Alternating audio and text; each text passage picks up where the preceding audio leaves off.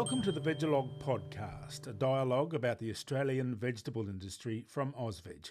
I'm Campbell Cooney. That's the difference between your turnkey solution from some of the larger proprietary technologies where you need to be demonstrating a really good ROI before you would jump into that investment. I mean, the machines we looked at are $250,000 plus an ongoing subscription. If you are building something open source, then the tech support is you. In March 2025, a group of Western Australian vegetable growers based in the southwest of the state began work on developing a low-cost, do-it-yourself, open-source weed detection and management tool. Jake Ryan and his family grow brassica vegetables including cabbage, broccoli, kale and cauliflower near Manjimup. He's the chair of the Warren Cauliflower Group and he explained the origins of the project. A couple of years ago, me and my father were looking at getting into robotic weeding. It was around the time that the chemical Dactyl got taken off the market, and it sort of spooked us. We were worried that, obviously, if I did that to one chemical, there's probably more coming. That one of our tools in our toolbox. So we started looking into the whole robotic weeding, and came to the conclusion that for a small family farm like we are, we grow about 60 acres of vegetables a year. It wasn't going to be affordable. And then a few months later, we came across an article in the Veggies WA magazine, and it was an article on Guy Coleman and the project he was working on with the OWL, the Open Weed Locator. So we sort of went down that path and got in contact with Guy and started looking at the open source technology around these cameras and green-on-green detection. The guy referred to there is Australian researcher and inventor Guy Coleman. Based at the University of Copenhagen since 2018, he's been working to develop an open-source, image-based precision spot sprayer using components you can buy off the shelf. It's referred to as the Open Weed Locator, or OWL, or OWL. When I first got in contact with Guy, he was focused mainly on, only on broadacre. And his cameras are able to detect green on brown, so bare fallow spraying. So I had a chat with him and asked what's the capabilities of these machines to go green on green and increase the precision. Because at the time it was spraying a 250mm strip. Obviously in veggies we need to be a lot more precise. So I asked him if we could get down to about 2.5 centimetres or 25mm. And he said, yeah, not a problem, just got to rework the cameras. And that's where the whole idea around the vegetable version of the OWL came about. So now we're down to, instead of one camera controlling 4 nozzles, one camera will now control 16 nozzles. And we'll have the capability of detecting green weeds in a green field kind of thing. Jen Riseley is the executive officer of the Warren Cauliflower Group. As Jake had mentioned, there was a bit of anxiety about products, herbicide products being taken off the market, and this concern was shared by pretty much everybody else. So we thought, okay, this seems to be a bit of a regional concern.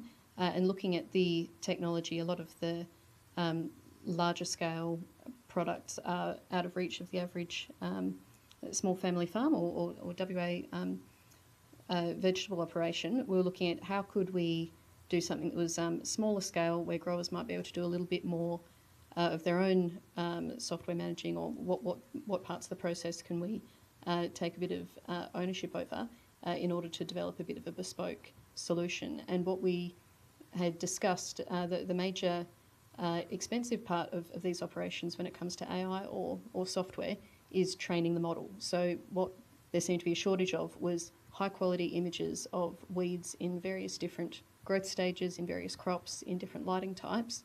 If you've got a really good collection of a lot of high quality photographs of those instances that is publicly available or available on an open source format, any sort of software solution, or not any software solution, but different software solutions can come along and attack that data set in a different way. So you've got the open source or the open weed locator that already exists, but if there were other products to come on the market, or if a grower's got a particular strength towards software development, there's potential that you could design something for your own bespoke situation through almost crowdsourcing the high quality images into a library collection.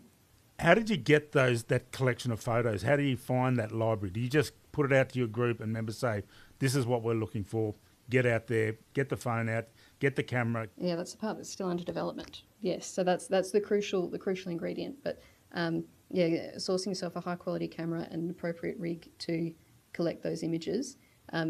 Once we'd been to Europe and as part of the study tour and spoken to some producers over there, it certainly seemed that any time you're out doing some spraying or doing something else in the crop, if every trip that you're spending out there, if you can get some good quality camera images, you've got all those different lighting situations and different times of day that will strengthen your data set.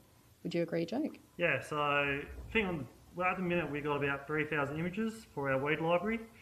Ideally, we want upwards to like 50,000 per plant species. So we're a long way short from having a data set that's going to give us a strong model. But I mean, it's a work in progress. 3,000 is better than nothing. And like Jen was saying, yeah, it's about having high quality images. Ideally, the images come from the camera in which you're going to be using, so that the high definition of those images are the same as what the camera you're using. So data collection is always better done with, like for us, we're going to use the owl, so data collecting with the owl makes for, hopefully a stronger library. Once the growers decided on what they wanted to develop, they began looking for support, and the grower-led OWL project Manjimup was born. This initiative is being driven by the Warren Cauliflower Group, supported by Vegetables WA and seed funding through the VegNET Innovation Program. VegNET 3.0 project code VG21000 is the national extension program for the vegetable and onion industry, coordinated by AUSVEG and funded by Hort Innovation, using vegetable and onion levy funds as well as contributions from the Australian government. Support's also been provided by FarmLink Manjimup and local business Cuts Engineering, who've been involved in the designs, drawings and drafts. To get a better idea of how to achieve their goal, one of the early activities last year was a study tour to Europe to meet Guy Coleman and his colleagues. So we want to get a group of farmers across there to go to University of Copenhagen, have a few workshops with learn how to build the cameras and put the software on it, and then see how these machines operate in the field in real time, as well as seeing like already commercially available ones. So we can compare open source technology like the OWL to the more patented systems like all the different brands out at the minute. The weed library, once established, is going to be open source, so accessible to anyone that would like to investigate it. So having those ongoing benefits past the deadline of the project is really what delivers value. And not just restricted to Western Australia as well. Open source means you can get it just about anywhere. Yeah. So that's been the interesting part of learning more about this technology, is the community that sort of engages around it. Like if you speak to Guy, he said it's wonderful to see. You might have a farmer in Salmon Gums discussing their images with a University of Copenhagen researcher, and you're collecting information from all over the place. So you can get a great community happening when everyone shares their different conditions. Group just gets bigger and bigger, and everyone keeps getting involved. So it's all becoming been quite good. While work continues, the open source OWL website can be accessed now, and in the description to this Vegalogue podcast episode, you can find a link to it. Jake Ryan explains what you can find there. At the minute, it'll be instructions how to build the cameras from scratch. So list of parts, components, there's links to videos to how to build them, and then also the coding to upload to the actual Raspberry Pi, which is the computer they run on, so that the cameras work. So at the minute, green on brown is instantly available on the camera, but the green on green stuff that we're doing is still in the final touch. I think final development. What the OWL project wants to achieve is access to an AI-based weed control solution for growers who don't have either access or scale and size of operation to purchase and use a commercially available sprayer, which are becoming more widely available in Australia but are out of reach of many smaller growers. OWL will provide an option at a reduced cost, but it will rely on those using it to be able to deal with problems and technology pitfalls themselves without being able to call on a provider to come up with a fix. And as Jake Ryan explains, cheaper does not mean free.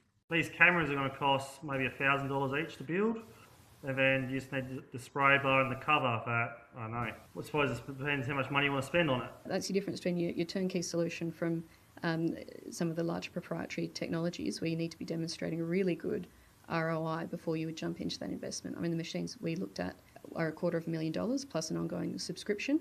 But if you had a problem, you can call up a technical support agent, and you can get some support for wherever you are. If you are building something open source, then the tech support is you, and you work through any issues that you get and calibrate the machine yourself. On the 26th of February 2026, the Warren Cauliflower Group, supported by VegNET and alongside Vegetables WA, will hold a live demonstration of the project on the Ryan's farm at Manjimup, with the inventor of OWL, Guy Coleman, present. A registration link can be found in the description of this podcast. The OWL project is in its early stages, but Jake Ryan and Jen Riseley have big hopes about what it can achieve. It would be great to have the weed library and a visual example of the algorithm at work available on a browser, so that if you wanted to learn, if you knew nothing about this technology, you could have a look and see, all right, I've got a picture of my crop, how would this recognise a weed and how would it recognise a broccoli that's not a weed, for instance. It would be great if that can be viewed right away, and it would be clear to people how they can collect images of their own, upload them, and what annotation would be required to strengthen the model. Hopefully it'd be nice if it just continued going, maybe got some further funding, because at the end of the day, the bigger the data set, the better these machines work. So we need data sets for, if you want to put this across all horticulture crops, you need data sets for all the crops and all the weed species. So depends how big we want to make it, in terms of like if the industry wants to push it further and push it into lettuce and chilies and whatever it may be. I mean, we're focusing on brassicas because that's what our region grows a lot of. But yeah, I mean, it's endless what the machine could do. The more people you can get involved, or the more groups you can get involved with a project like this, the more awareness that you'll gather. And we've seen some good enthusiasm from small scale producers. It was interesting from the study tour when we went to Copenhagen last year, the option to reduce herbicides in the EU. There are a lot of things, like we're looking at nitric acid as being the herbicide treatment for this technology, which, as far as we're concerned, it's a high concentration fertilizer and quite safe to apply. Even the use of acids in the EU was not allowed.